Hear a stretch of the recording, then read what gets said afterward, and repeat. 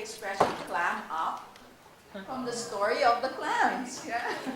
Everything after that story of the clams is like downhill, right? So this is really a challenge to come after Roger. But I'm going to be giving you a story today from the numbers, from the data. Now, when you say data, what's your first reaction? I like that face. You know, it's like, you know, most people when you say data, it's like, turn off, you know, it's like not my cup of tea. I gotta clam up, right? Not or coffee or whatever.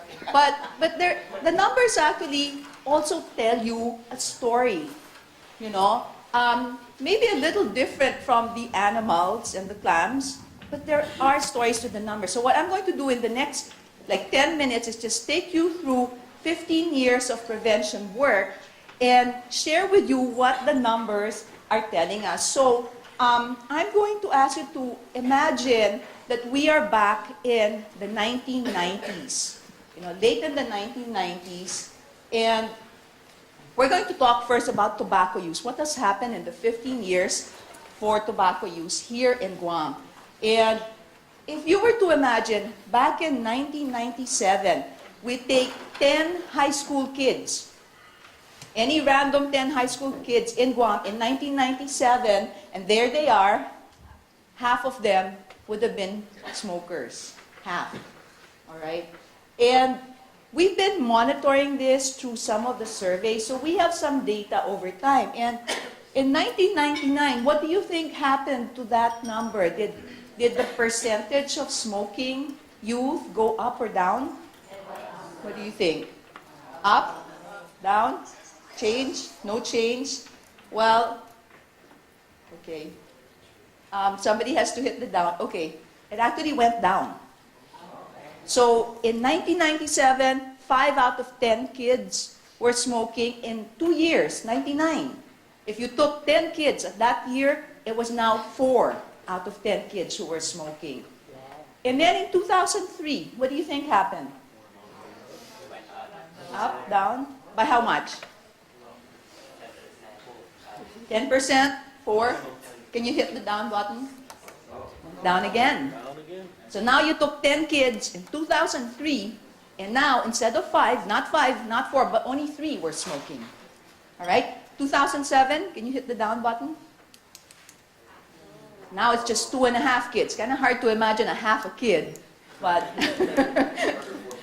And then 2011. So in under 15 years, we went from 5 out of 10 youth who were smoking. Today it is 2 out of 10. And the question is, why? What did we do? Okay. So what happened in 99? They were broke. They were broke? No, that came later. 99, anyone who was around then? Anyone who was old enough? Yes, ma'am?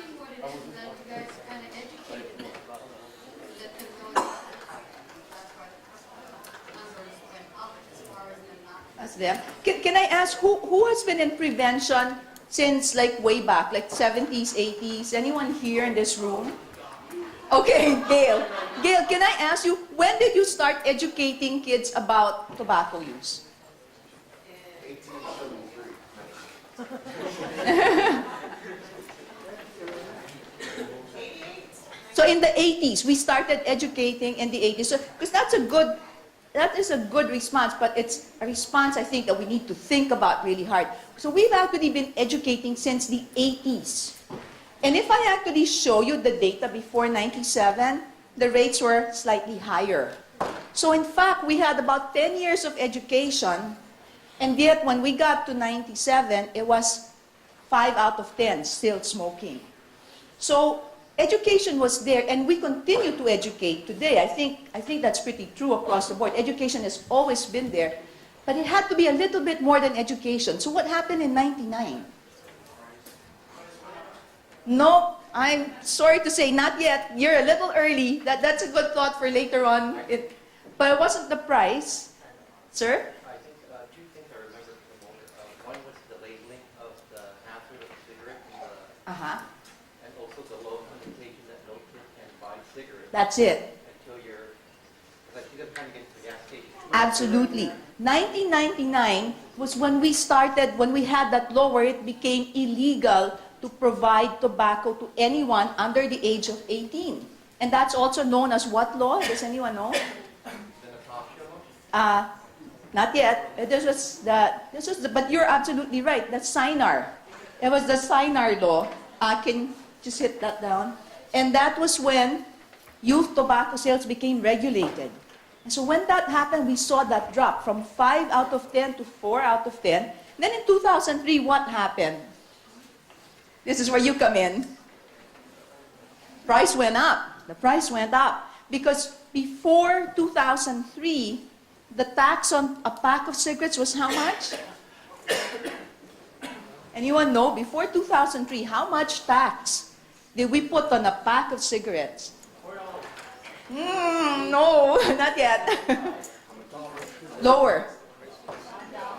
Lower. 75, lower. Lower.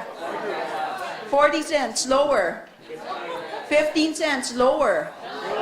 10 cents, lower. 7 cents a pack. Before 2003, 7 cents a pack. Now, you remember what happened in 2003? Or the December right before then? Had nothing to do with tobacco, but it was the typhoon. Remember? What year? Before 2003, the Christmas, the December before then. Pong Songwa, exactly. Pong Songwa happened. And Pong Songwa wiped out the budget.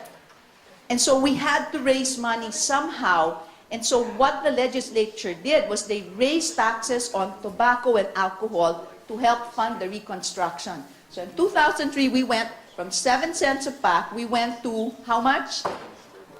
Nah, not yet. Lower. Lower. We went to $1. Became $1 a pack. So when that happened, can we hit the down button? Okay, so when tax went from 7 cents a pack to $1 a pack, cigarettes became more expensive, and so now in that year, we saw a drop again in the smoking from 4 out of 10 kids, now 3 out of 10. What happened in 2007? It went up even higher. Not yet, not yet. But you're certainly on the right track. But what happened in 2007? You mentioned her name. It was named in memory of a very brave young lady, Natasha Act. And what was the Natasha Act? Sarah? Yes, exactly. If you can hit the down, no smoking in public places. And when that happened, we saw a drop. And finally, 2011, there was a drop because in 2010, what happened? The taxes went up even higher. So we went from 7 cents a pack to $1 a pack in 2003. And now, how much tax per pack? No, that's the total price. But the tax itself, $3. Now, how does that compare with the rest of the U.S.? Next slide. Okay.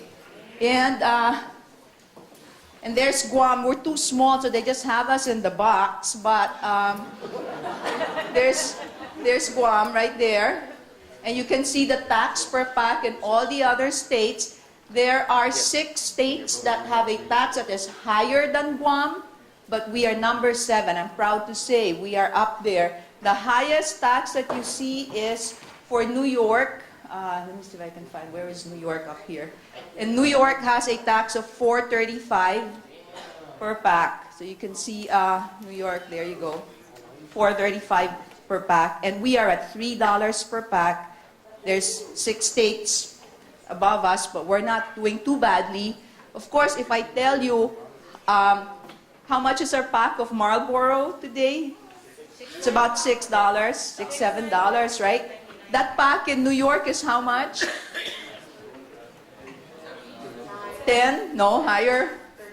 It's about $13, $14. How much is the same pack in Australia? Australia, same pack. $25. That's how high the tax is over there. So we have a long way to go. But even with that increase from 7 cents to $3 a pack, we saw the drop. So let's go now to the next slide. Let's talk about alcohol. So we talked about tobacco, so that was about 15 years of tobacco. Let's talk about alcohol. So binge drinking, again, Let's go back to the 1990s. And in 1990, if we took 10 high school students, 2.5 of them would have binge drunk in the past 30 days. Okay? So, 1999, what do you think that went to? Stayed kind of the same because nothing happened in 99 in terms of tobacco, in terms of alcohol policy. Something happened for alcohol. You saw the drop for alcohol, but we didn't see it for, we saw the drop for tobacco, but there was no policy change in 1999 for alcohol. So we didn't see a change. 2003, what happened to the binge drinking rate? It actually dropped a little bit from 2.5. It went to now just 2 out of 10. What happened in 2003?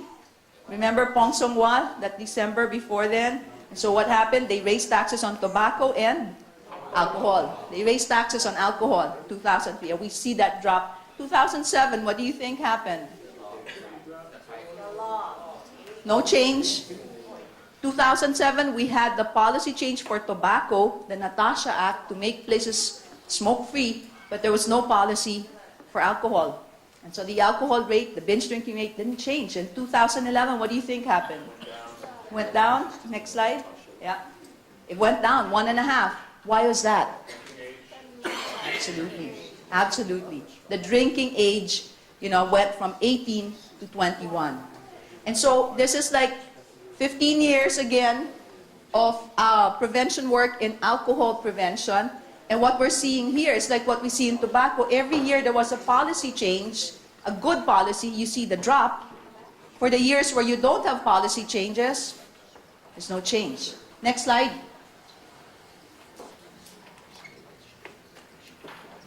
Oh, the more you drink, the higher the price you pay. I did want to share this with you. The highest binge drinking rates that we are seeing are among our Chamorro and other Micronesian brothers in the community. And so we're seeing in terms of liver cancer rates also that is twice higher in Chamorros and 9 times higher in other Micronesians. So the price we're paying is being reflected in our drinking rates as well. Next slide. Let's talk now about marijuana. Very quickly, 15 years of marijuana. Next. So 2.5 out of 10 in 1997. What happened in 2001? Can you hit that please for me? Still the same. 2003? Still the same. 2007? Still the same. 2011? Went up. Different story for marijuana. Went up. What happened?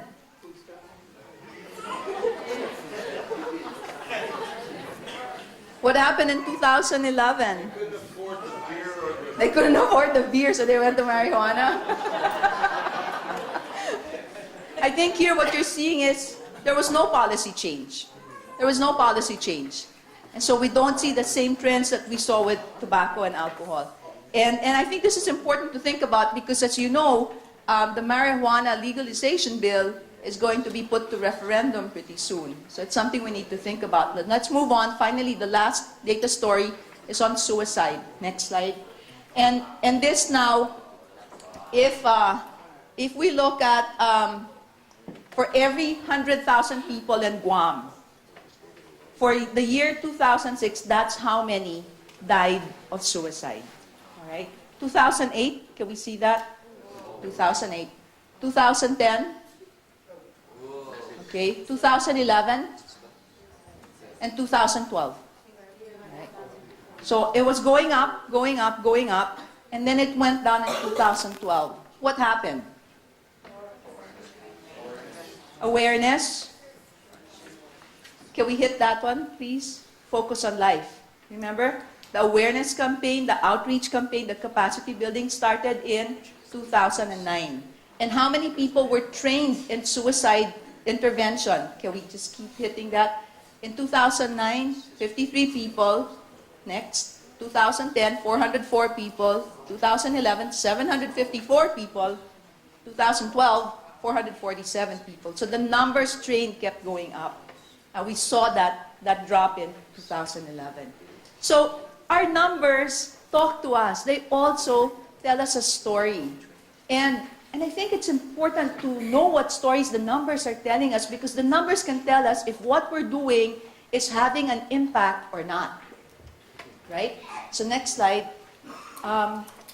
So what is this showing? It's showing us, remember how Sarah yesterday, she talked about the 4 P's of marketing?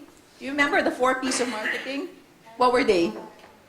Product, price, placement, and promotion, right?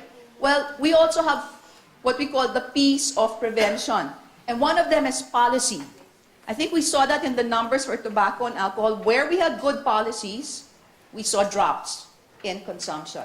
Then we have programs, and we saw that with Focus on Life for suicide prevention. Where you have good programs that deliver good services and build capacity, you also see drops.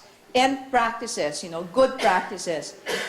What the numbers also tell us is when you don't have good policies and programs, or when you have weak and counterproductive ones, you have a worsening crisis. Something's coming up on the radar that the numbers are waving the red flag about: e-cigarettes and smokeless tobacco use. So maybe next year we'll have some stories about those. Next slide. And I think, so we talked about policies, programs, practices. There's a 4th P. What is the 4th P for prevention? What do you think the 4th P is? People. Absolutely. Because I think what we need to remember is all of those icons, just keep hitting, all of those numbers, they're not just numbers and data, they're actually people. Every single one is a real person in our community. Every single red icon for suicide was a real person in our community, someone's family. And I think it's very important to keep that in mind, that prevention is at heart, it is about people. And the people can be the ones sharing the burden, but they're also, Sarah, just keep hitting the down, the ones who are providing the solutions, whether it's providing the services, doing the outreach, the community mobilization, policy advocacy, and education and outreach. So people are at the heart of it. They're at the heart of the cost, but they're also at the heart of the solution. And next slide. And so you have policy, programs, practices, but I think at the heart of it, it's got to be the people. And I think that's the beauty about something like GOPEACE, is we're remembering here that at the heart of all that we do, it's not some strategic plan, it's not some federal thing that we have to report on, but it is us. The people coming together to figure out what is our problem, because that's where the data helps us, but also figuring out what are the solutions, and going out to be the ones to implement it and to be the solutions. And you know how we talked about yesterday, who can hold up the sky? It's not just one of the birds, it's all of us, no? So the people have to work in partnerships, right? And we also talk about how this is all long-term. The data stories were over 15 years or more. It'll take a lot of persistence and patience. And you remember the rabbit who was hitting the drum, and they took off the head and they took off the arms and the legs, but the song continued because it came from the heart, passion, absolutely. And so those, my friends, are the P's of prevention. And I think we can pat ourselves on the back because we are seeing some successes, particularly for tobacco and alcohol, but we still need to raise the roof, right? Because we have a lot more to do.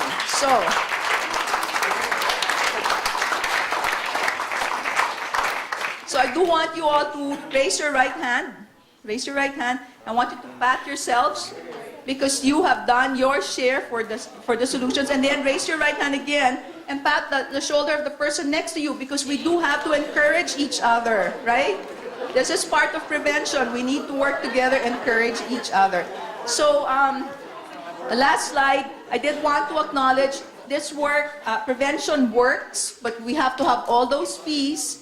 It's about policies, programs, practices, dedicated, committed people in partnership with persistence, patience, and passion.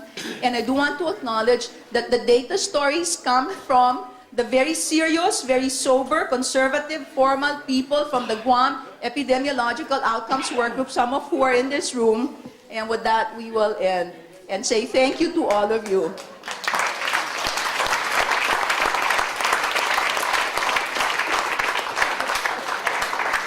Thank you, Dr. David.